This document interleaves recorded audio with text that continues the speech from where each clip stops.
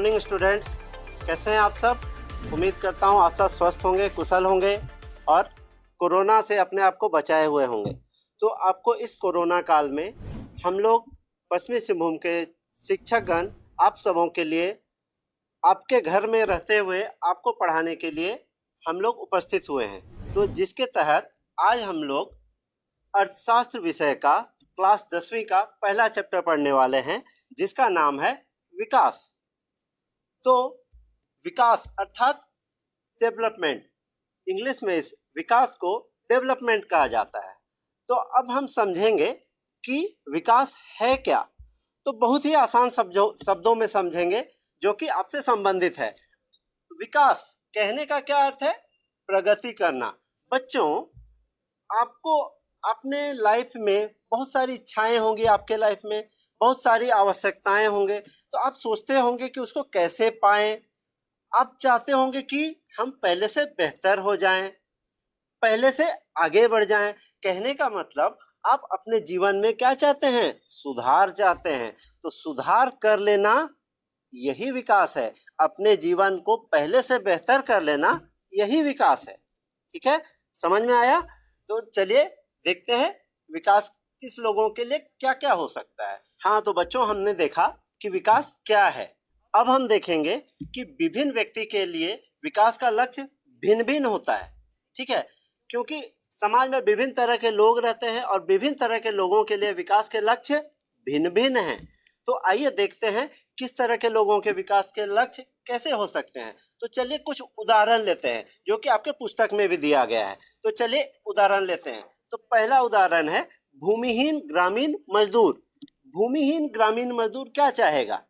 क्योंकि ये भूमिहीन है, ये चाहेगा इसको भूमि मिल जाए, या फिर इसको जो भूमि उसके पास है पहले से, उसमें उसको खेती के ज्यादा मौका मिले, उसको कार्य के अधिक दिन मिले। क्योंकि उसके पास भूमिहीन है, उसके पास अपना जमीन नहीं है, तो वो चाहेगा कि उसे जिस खेत में काम करने मिला है उस खेत में ज्यादा काम करने के दिन मिले। वो जहाँ काम कर रहा है उसको वहां पर बेहतर मजदूरी मिले, ये चाहेगा। वो चाहेगा उसके बच्चे को उसके गांव के स्कूल में एडमिशन मिल जाए, उसका बच्चा भी उसी गांव में अच्छा से पढ़े। तो ये सब चाहेगा वो। अब हम देखते हैं पंजाब के समृद्ध किसान। पंजाब के जो समृद्ध किसान होते हैं वो क्या चाहेंगे? वो चाहेंगे कि वो अपनी उपज के लिए बेहतर समर्थन मूल्य चाहेंगे। समर्थन मूल्य कहने का मतलब उसको पहले ही, किसान को पहले ही बता दिया जाता है कि आपको इस साल आपकी खेती के लिए इतने उपज का प्रति क्विंटल हिसाब से इतना रुपया मिलेगा। तो वो जो समृद्ध किसान है वो अपना उत्पादन का मूल्य आंकता है कि इतना मिलेगा, है ना। वो क्या चाहेगा? वो अपना बेहतरी कब चाहता है? पंजाब के समृद्ध किसान चाहते हैं कि उसके बच्चे विदेश में पढ़े। तो विदेश में पढ़ते हैं तो वो उसके गांव वाले समझते हैं कि ये विकसित किसान है। तो वहां के किसान चाहते हैं मेरा बच्चा विदेश पढ़ने जाए। तो यहाँ के किसान और वहां के किसान में आपको थोड़ा अंतर दिख गया होगा।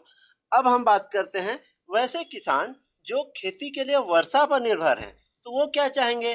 उसको चाहिए होगा कि उसको सिंचाई का सुविधा मिल जाए, गांव में बेहतर सिंचाई सुविधा हो, गांव में नहर की सुविधा हो, छोटे छोटे चेक डैम मिल जाएं। तो ये चाहेंगे वो।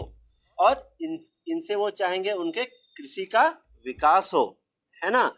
अब चलिए कुछ और उदाहरण लेते हैं। एक उदाहरण लेते हैं शहर के अमीर परिवार की लड़की। तो अमीर परिवार की लड़की क्या चाहेगी? वो चाहेगी कि उसको भी उसके भाई की तरह आजादी मिले। वो भी चाहेगी कि खुल के जिए। उसका भाई बाहर पढ़ने जाता है, विदेश जाता है पढ़ने, वो भी चाहेगी मैं भी विदेश जाऊं पढ़ने। वो चाहेगी कि मैं भी अपने फैसले खुद ले सकूं। तो हमने देखा, यहाँ मैंने 4 तरह के लोगों की बात की। तो सब लोगों के लिए विकास के लक्ष्य भिन्न भिन्न थे। तो इसी प्रकार अगर हम बात करें देश की विकास के लिए, तो देश का विकास का लक्ष्य भी भिन्न भिन्न लोग भिन्न भिन्न सोच रखेंगे ना। तो इसी विकास के पर फैसला करना देश का कर्तव्य है कि भिन्न भिन्न लोगों के लिए जो भिन्न भिन्न लक्ष्य है उनको ध्यान रखते हुए देश का विकास करें। जो किसी के लिए विकास हो सकता है वो साथ ही साथ किसी के लिए विनाश भी हो सकता है। तो आइए देखते हैं कुछ उदाहरण। पहला उदाहरण है एक डैम का। डैम यानी कि बांध। तो बांध क्या है जानते हैं? आपने देखा होगा, आपके गांव में देखा होगा या आसपास कहीं घूमने गए होंगे तो बांध देखा होगा। तो बांध यानी कि पानी को बांध देना। तो बांध कहाँ होता है? बड़े बड़े नदियों में बनाया जाता है या फिर कुछ नदियों में बनाया जाता है। तो बांध में होता क्या है कि पानी को रोक दिया जाता है। तो पानी रोकने से क्या होता है? आसपास के गांव क्या होते हैं? जलमग्न हो जाते हैं, डूब जाते हैं। तो डूबने से क्या होता है? वहां पर बांध में बिजली बनता है, बांध की मदद से बिजली बनाया जाता है। तो बिजली बनने से आसपास के गांव जो हैं, जो कुछ दूर के गांव हैं, उनको बिजली मिलता है, उनको फायदा होता है। कुछ उद्योगपतियों को फायदा होता है। बिजली के उत्पादन से बहुत सारे फायदे हो सकते हैं। लेकिन वहीं साथ ही साथ जहां पर बांध बना है उसके आसपास के क्षेत्र डूब सकते हैं। तो इससे क्या हुआ? वहां के लोगों को कुछ समस्याओं का सामना करना पड़ेगा। तो हमने देखा ना कि बांध जो एक वर्ग के लिए फायदेमंद दिख रहा है तो वहीं दूसरे वर्ग के लिए विनाशकारी भी दिख रहा है। चलिए और एक एग्जांपल लेते हैं। अभी आपने देखा होगा कि दिवाली के समय हम लोग बोलते हैं कि चाइना लाइट को बंद करो। क्यों कहते हैं? क्योंकि चाइना लाइट आने से यहाँ के जो लोकल कुम्हार वगैरह हैं तो वो दिया जो बनाते हैं उनको लोग नहीं खरीद रहे हैं, उनको इग्नोर कर रहे हैं। तो इनसे उनके कमाई को नुकसान होता है, वो ज्यादा नहीं कमा पा रहे हैं, उनको उनके व्यापार को नुकसान हो रहा है। तो इससे क्या होता है? चाइना लाइट अगर हम लोग खरीदते हैं तो हमारे देश का आय दूसरे देश में जा रहा है, हमारे देश में रहने वाले व्यापारियों को नुकसान हो रहा है। तो यहाँ पर आपने देखा कि यहाँ इस चाइना लाइट से यहाँ के जो उपभोग करता है या आम जनता है उनको तो फायदा हो रहा है, सस्ते में सामान मिल जा रहा है, लेकिन कुछ वर्ग को नुकसान हो रहा है। तो ये जो देखा हमने विकास, ये किसी के लिए तो फायदेमंद है, किसी के लिए नुकसानदेह है। तो चलिए कुछ और उदाहरण लेते हैं। अब हम लोग देखते हैं कि हमने अभी देखा कि लोग जो विकास करते हैं क्या सोच के करते हैं कि हम ज्यादा आय कमाएंगे, ज्यादा कमाएंगे। तो क्या विकास का लक्ष्य सिर्फ कमाना ही है? नहीं, विकास का लक्ष्य कमाने के साथ साथ कुछ और लक्ष्य भी हैं। तो वो लक्ष्य क्या क्या हो सकते हैं? चलिए सोचिए जरा, क्या हो सकता है? बेहतर सुविधा हो सकती है, समाज में बराबरी का व्यवहार हो सकता है। हर कमाने वाला इंसान चाहेगा कि मुझे समाज में इज्जत मिले। वो ये भी चाहेगा, सिर्फ पैसा ही नहीं चाहेगा, वो समाज में इज्जत भी चाहेगा, दूसरों से आदर मिलना चाहेगा। ठीक है, वो कुछ भौतिक वस्तुओं को ना चाहकर वो चाहेगा कि अभौतिक वस्तु जैसे कि खुशी को इम्पोर्टेंस देगा। वो भौतिक वस्तु यानी कि कुछ सामान की मैं बात कर रहा हूँ, तो लोग सामान से बढ़ के कुछ खुशी को भी इम्पोर्टेंस देते हैं ना। तो आप भी देखोगे कि कभी मान लीजिए आपको नौकरी मिल जाए बाहर, ठीक है, बाहर यानी कि बहुत सारे लोग होते हैं जो बाहर कमाने जाते हैं। तो बाहर पैसा तो मिल रहा है लेकिन उतनी खुशी नहीं मिल पाती है, होता है ना। तो हमारे लिए सिर्फ आय ही लक्ष्य नहीं है, आय के अलावा भी कुछ कुछ लक्ष्य हैं। तो विकास यानी कि विकास या फिर देश का विकास यही सोचना है कि सबका भला करे, सबके लिए सोचे। ठीक है, तो चलिए आइए हम लोग नेक्स्ट टॉपिक पर बढ़ते हैं। नेक्स्ट टॉपिक है राष्ट्रीय विकास। तो राष्ट्रीय विकास यानी कि देश का विकास। तो देश का विकास मैंने अभी बताया आपको कि उन सभी विचारों पर ध्यान देना है जो सबके लिए सोचे। जो परस्पर विरोधी विचारधारा है उस पर भी निर्णय कैसे लिया जाए ये सोचना है। सबके लिए न्यायपूर्ण क्या होगा ये सोचना है। क्या जो देश राह चुन रहा है ये राह सही है या नहीं ये सोचना है। तो राष्ट्रीय विकास यानी इन सब बातों पर गौर करना है। ठीक है, तो अब यहाँ पर देखेंगे कि विभिन्न देश जो होते हैं कैसे विकसित हैं, या फिर कैसे देखेंगे कि किस देश ने तरक्की किया है। ठीक है, इसके विषय में हम अब चर्चा करेंगे। तो इसके लिए हम बात करेंगे अभी कुल आय, ठीक है, और औसत आय के विषय में जानेंगे। तो कुल आय और औसत आय क्या है जानते हैं। तो हम अभी बात कर रहे थे राष्ट्रीय विकास के लिए हम लोग आय भी देखते हैं। जिस प्रकार हम अभी बात कर रहे थे विभिन्न सारे लक्ष्य देखे हम लोग, जिसमें हम लोग देखे कि लोग का विकास कब होगा, जब उसकी आय बढ़ेगी। उसकी खुशी बढ़ेगी। तो इसी प्रकार अगर दो देश की तुलना करनी हो कि कौन सा देश विकसित हुआ है, कौन सा देश ज़्यादा विकसित है, कौन सा देश कम विकसित है, तो इसके लिए हम लोग विभिन्न सारे लक्ष्य होते हैं, लेकिन इसमें से कुछ लक्ष्य जो हैं वो है, पहला तो देखेंगे हम लोग आय, फिर उसके बाद कुछ और लक्ष्य भी हो सकते हैं वो देखते हैं। तो आय यानी कि अभी हम देख रहे हैं कुल आय। तो कुल आय क्या है? किसी देश की कुल आय उस देश की निवासियों की आय है। उस देश के जितने भी निवासी हैं सब मिलकर जितना भी कमाएंगे उस देश को उस देश का कुल आय कहेंगे। ठीक है, इसके विषय में यहाँ पर भी मैं बताऊंगा। ये देख लीजिए आप, यहाँ पर मान लीजिए कुल आय समझाने के लिए मान लेते हैं हमारे देश में 5 लोग हैं। मैंने 2 देश लिया है, एक देश ए एक देश बी। ठीक है, तो यहाँ के नागरिक यहाँ पर मान लीजिए 5 नागरिक हैं। तो पहला नागरिक 9,500, देश ए का बात कर रहे हैं हम लोग। पहला नागरिक 9,500, दूसरा नागरिक 10,500, तीसरा 9,800, चौथा 10,000, पांचवा 10,200। अगर कुल आय की बात करें हम तो इनको जोड़ दीजिए, कुल आय निकल जाएगा।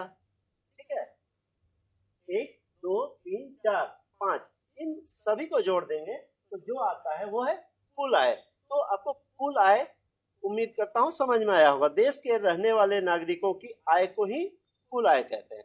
अब हम लोग देखेंगे कि कुल आय जो है वो भी राष्ट्रीय विकास को पूरी अच्छी तरीके से नहीं बता पाता है। क्यों नहीं बता पाता है देखते हैं। तो देश के कुल आय को उतना उपयुक्त नहीं समझा जाता है, क्योंकि विभिन्न देशों की जनसंख्या अलग अलग होती है।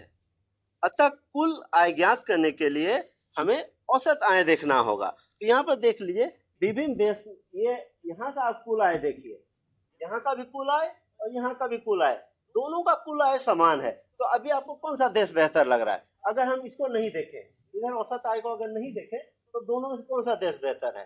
पता नहीं चल रहा है। क्यों नहीं पता चल रहा है? क्योंकि दोनों का कुल आय क्या है? समान है ना। तो इससे नहीं पता चलेगा। तो हमको पता करना है तो उसके लिए क्या करेंगे? अब औसत आय की ओर देखते हैं। औसत आय क्या है जानते हैं। ठीक है, तो जब देश के कुल आय को कुल जनसंख्या से भाग देंगे तो औसत आय ज्ञात होगा। ठीक है, तो देखते हैं औसत आय कैसे निकलेगा। यहीं पर आप देखते हैं फिर से हमारे देश में कितने लोग हैं? 5 लोग हैं। कुल आय कितना है? 50,000। ठीक है, 50,000 को 5 से भाग देंगे कितना हो जाएगा? 10,000। तो औसत आय कितना आया? 10,000। यानी देश ए का औसत आय 10,000। वहीं देश बी में देखते हैं, यहाँ पर 5 लोग हैं, सभी के आय को जोड़ देंगे तो कुल आय को जोड़ देंगे तो कुल आय को 5 से भाग देंगे तो 10,000। तो जितना भी कुल आय है उसको कुल जनसंख्या से भाग देंगे तो औसत आय ज्ञात हो जाएगा। तो समझ में आया औसत आय क्या है। अब मैं बता रहा हूं कि औसत आय भी पूरी तरह उपयुक्त माप नहीं है राष्ट्रीय विकास को मापने के लिए। अब आप पूछोगे क्यों? उसका भी कारण है। तो उसका यह कारण है क्योंकि इससे पता नहीं चलता कि आय लोगों में किस प्रकार वितरित है। आय वितरित है कहने का क्या मतलब है? चलिए फिर से यहाँ जाते हैं। आय वितरित है माने देख लीजिए, यहाँ पर 5 लोग हैं, देश ए में भी 5 है, देश बी में भी 5 है। देश ए में रहने वाले लोग कैसे हैं देखिए, यहाँ पर जितने भी लोग हैं सबका आय बेहतर है, सब कोई ठीक ठाक कमा रहा है। ठीक है, सबका औसत आय के अगल बगल ही है। देख लीजिए देश ए का पहला आदमी है 9,500, दूसरा 10,500, तीसरा 9,800, चौथा 10,000, पांचवा 10,200। वही देश बी के 4 नागरिक है जो सिर्फ 500 कमा रहे हैं और एक नागरिक है 48,000 कमा रहा है। तो आप अगर देखोगे तो आपको कौन सा देश बेहतर पता चल रहा है? यहाँ तक तो चलिए दोनों ही सेम था, लेकिन अगर यहाँ पर देखें औसत आय में जाएं तो यहाँ पर देश बी उतना अच्छा नहीं लग रहा है। हम लोग चाहेंगे देश ए में रहना क्योंकि यहाँ के लोगों का रहन सहन अच्छा होगा। और अगर देश बी में रहने का मौका मिल जाए तो हम लोग के लिए लॉटरी कहाँ लगेगा? हम लोग के लिए यहाँ पर लॉटरी लग जाएगा, क्योंकि यहाँ का लोग, एक आदमी जो यहाँ का है वो बहुत कमा रहा है। यहाँ आय का वितरण क्या है, असमान है। ठीक है, तो औसत आय से ये नहीं पता चल पाता है कि यहाँ के रहने वाले लोगों की आय किस प्रकार वितरित है। ठीक है, तो अब हमें जानना है कि राष्ट्रीय विकास होगा कैसे, कैसे पता चलेगा। तो इसके लिए अब हम देखेंगे, विश्व बैंक ने कुछ मापदंड दिए हैं।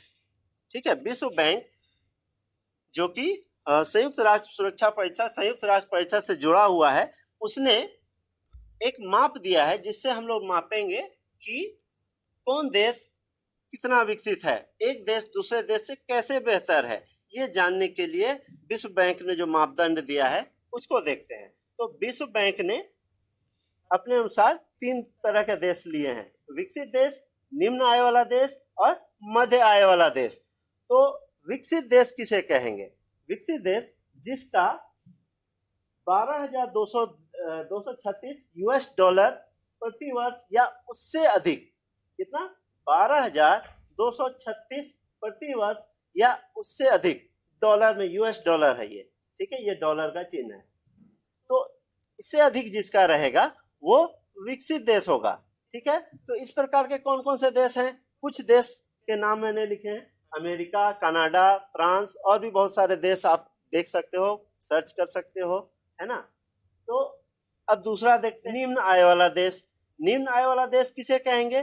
जिसका 1,005 प्रति वर्ष या उससे कम, 1,005 यूएस डॉलर प्रति वर्ष, ठीक है, उससे कम रहेगा, वो निम्न आय वाला देश होगा। जैसे अफगानिस्तान हो गया, भूटान हो गया, बांग्लादेश हो गया, ये सब कुछ देश हैं जो निम्न आय वाले देश हैं। अब हम बात करेंगे मध्य आय वाले देश। मध्य आय वाले देश में हमारा देश भारत आता है।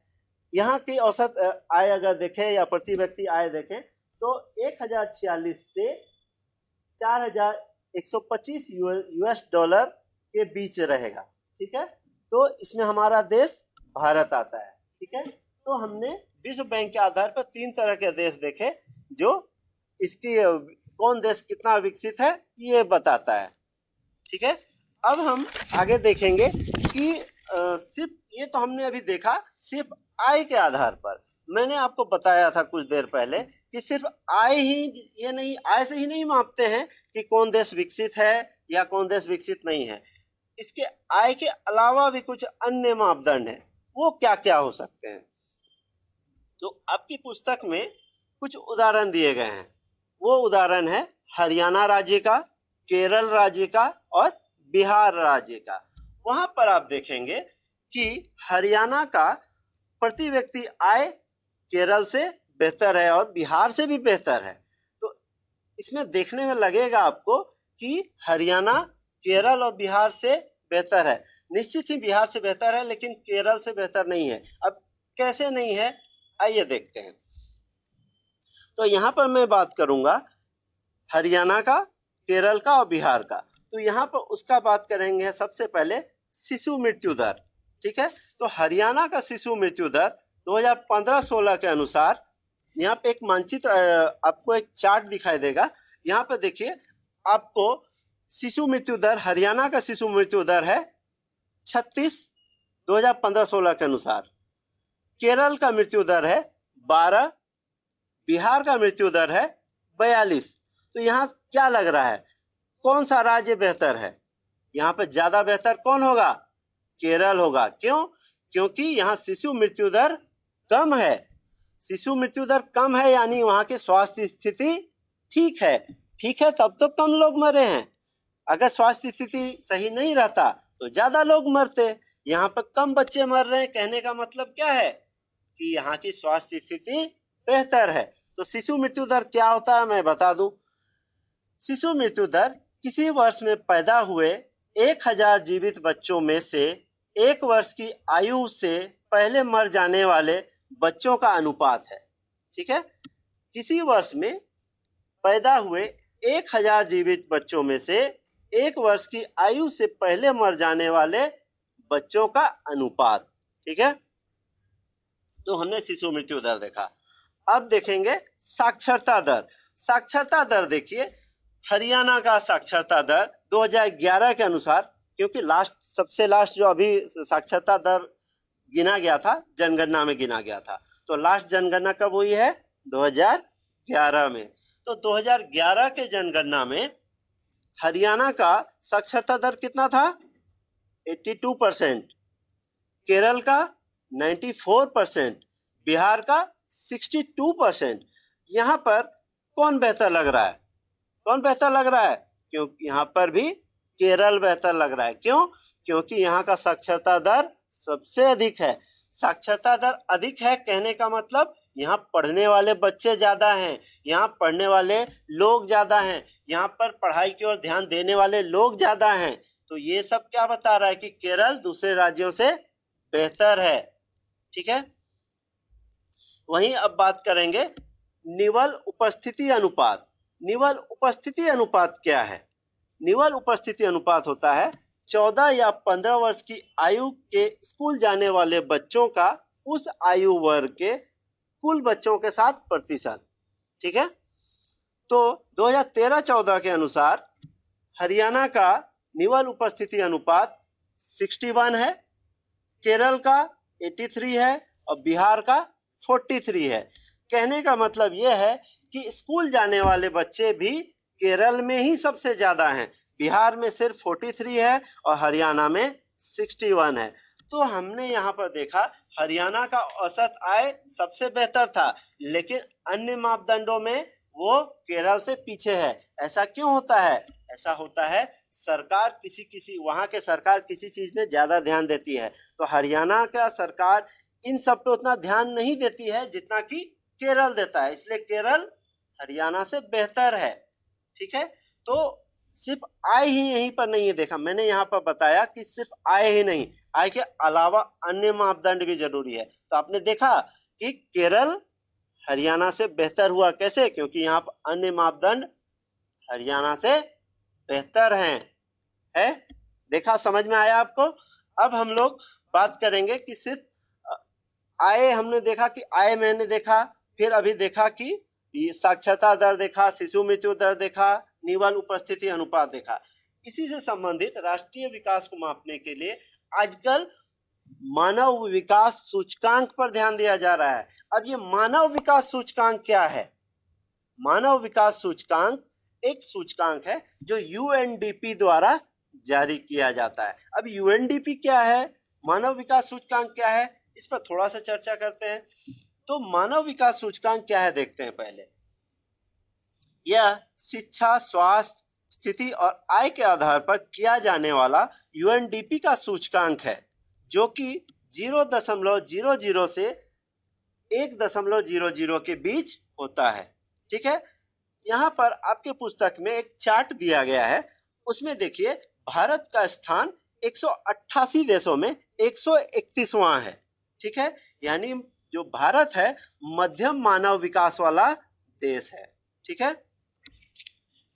तो अब यहाँ पर मैंने बताया कि यूएनडीपी क्या है। यूएनडीपी इसका फुल फॉर्म है United Nations Development Programme. United Nations Development Programme. तो ये भी विश्व बैंक से ही संबंधित है, जो कि हर साल ये जारी करता है कि कौन सा देश कितना विकसित है। ठीक है। तो मैंने अभी मानव विकास सूचकांक बताया आपको, तो मानव विकास सूचकांक जो आपके पुस्तक में दिया गया है, ये चार्ट, उसी के आधार पर रिपोर्ट बनाई जाती है, विभिन्न देशों के लिए रिपोर्ट बनाई जाती है। यही मानव विकास रिपोर्ट है। एक एक की बात करें तो सूचकांक हो गया, अगर एक साथ दे दिए तो रिपोर्ट हो गया। ठीक है।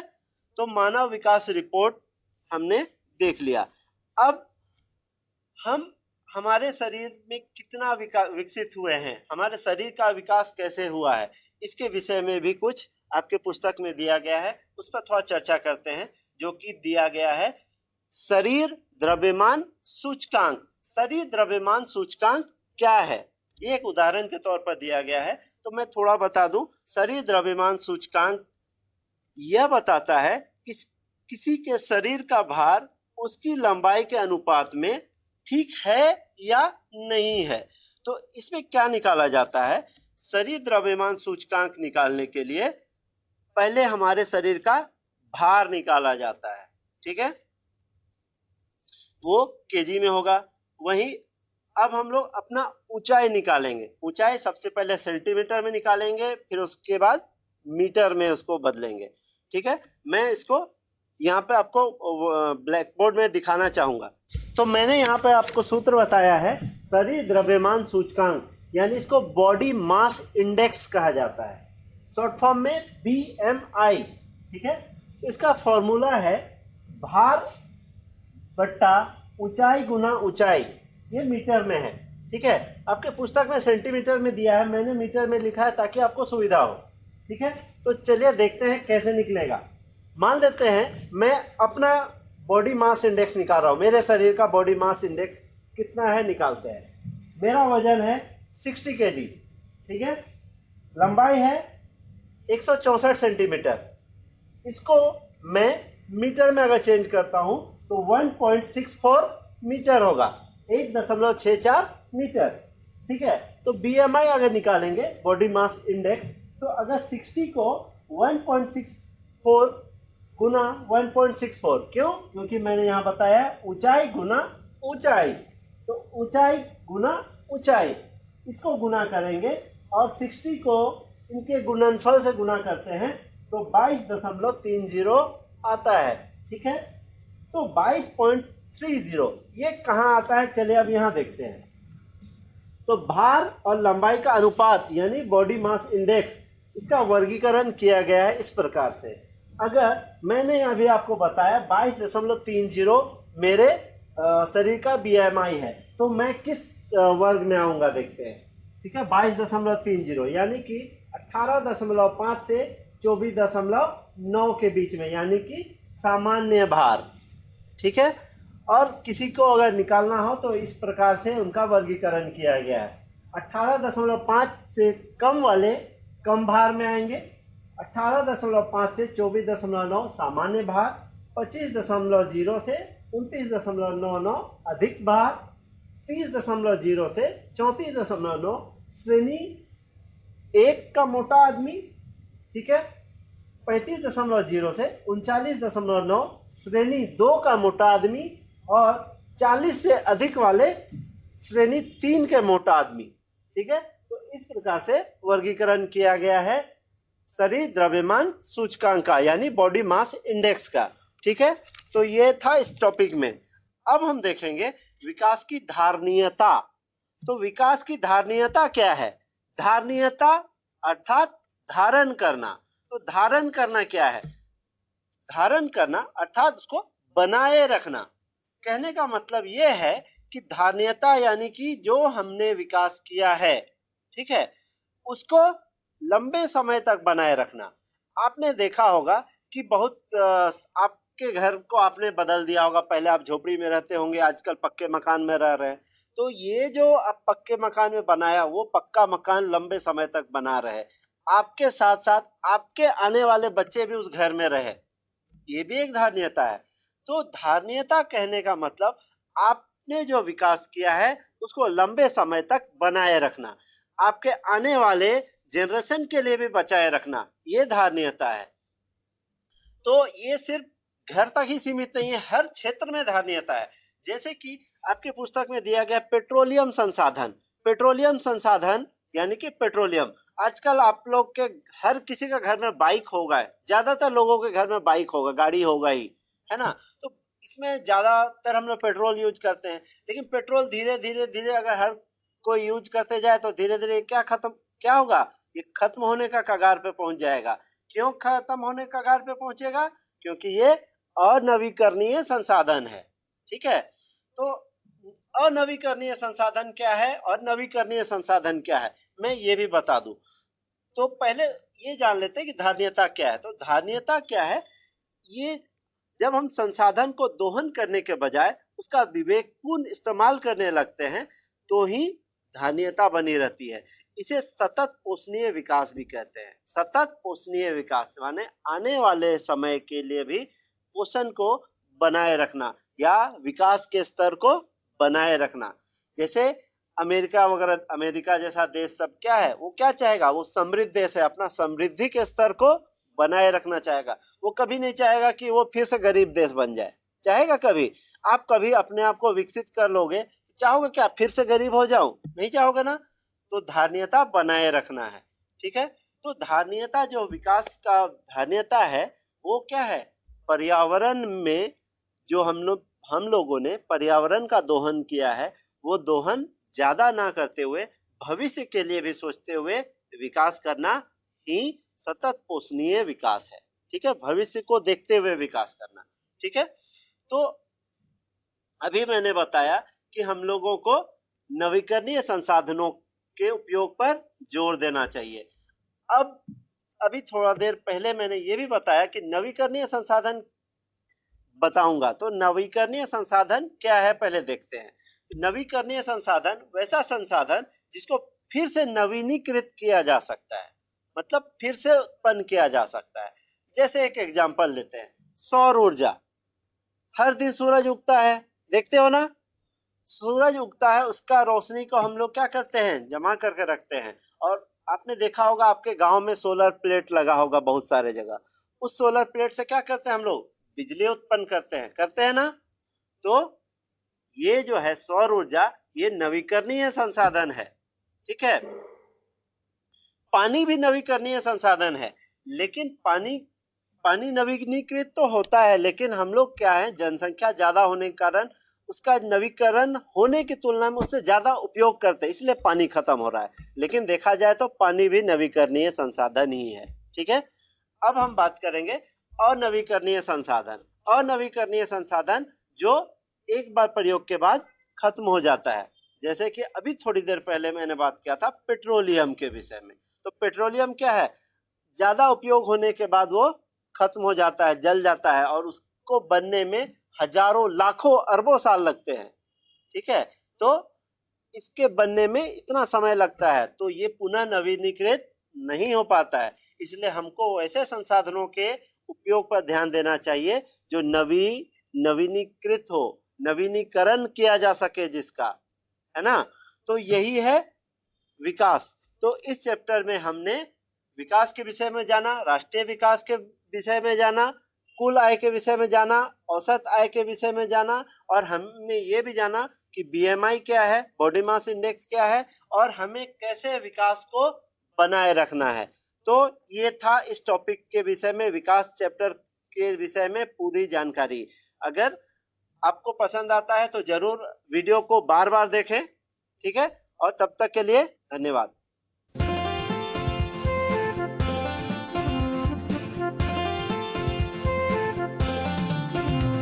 नई जिंदगी की नई पाठशाला, नई जिंदगी की नई पाठशाला।